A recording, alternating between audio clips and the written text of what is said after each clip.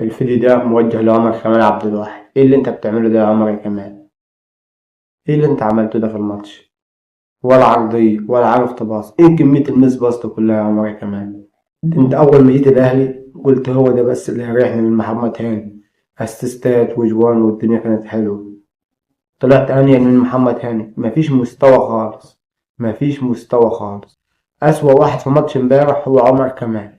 مفيش باص واحد صح. ايه ده؟ ايه المستوى ده يا عمر يا كمال؟